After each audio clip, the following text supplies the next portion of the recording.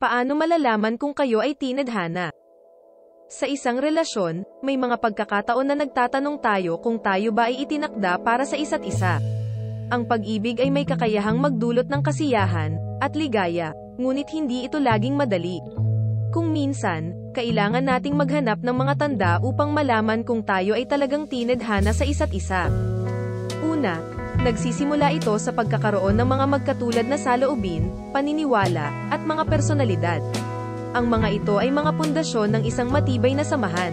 Kapag mayroon kayong mga komon na paninindigan, mas madali ninyong maiintindihan at matutugunan ang mga pangangailangan ng isa't isa. Pero hindi ibig sabihin na dapat kayong magkapareho sa lahat ng bagay. Ang mga magkaiba sa isa't isa ay maaaring magbigay ng tulong at balanse sa inyong relasyon. Ang pagiging magkaiba ay maaaring magdulot ng mga bagong karanasan at oportunidad para sa paglago ng inyong pagmamahalan. Bukod dito, ang pagkakaroon ng atraksyon sa isa't isa ay isa ring mahalagang bahagi ng isang relasyon.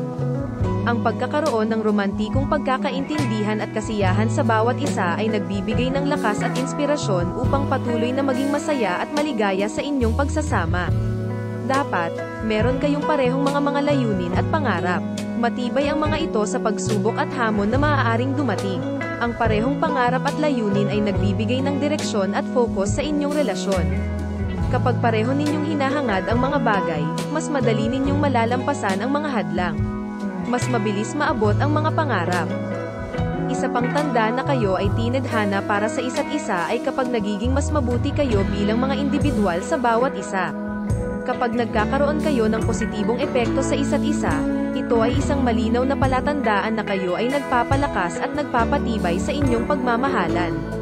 Ang mga magkaparehong values at personalidad ay nagbibigay daan upang magpatuloy sa inyong pagsasama. Sa bawat araw na lumilipas, kayo ay nagiging mas matatag at nagkakaroon ng mas malalim na pag-unawa sa isa't isa. Ang pagiging magkasundo sa mga anumang bagay ay nagpapakita na kayo ay tunay na tinadhana. Ngunit hindi dapat natin kalimutan na ang pagkakaroon ng isang matibay na relasyon ay isang proseso. Hindi ito mangyayari sa isang iglap lamang. Kailangan nating magtrabaho at mag-invest ng oras at enerhiya upang mapanatili ang ating pagmamahalan. Sa huli, ang pagkakaroon ng isang solidong relasyon ay tungkol sa pagkakaroon ng malalim na koneksyon at pagmamahal sa isa't isa. Kapag kayo ay nagbibigay ng inspirasyon, lakas, at saya sa bawat isa, malamang na kayo ay talagang tinadhana para sa isa't isa. Ang isang matibay na relasyon ay hindi lamang tungkol sa pagkakapareho ng mga paninindigan at personalidad. Ito ay tungkol sa pagmamahalan, pagpapahalaga, at pagtanggap sa isa't isa. Kapag kayo ay nagkakasundo sa mga maliliit at malalaking bagay, at nagbibigay ng inspirasyon sa bawat isa, malamang na kayo ay talagang tinadhana para sa isa't isa.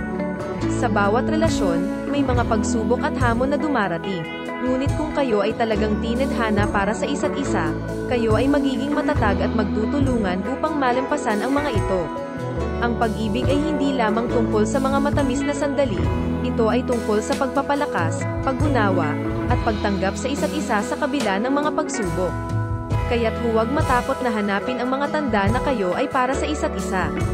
Kapag kayo ay nagmamahalan, nagbibigay inspirasyon, at nagtutulungan, malamang na kayo ay talagang tinadhana para sa isa't isa.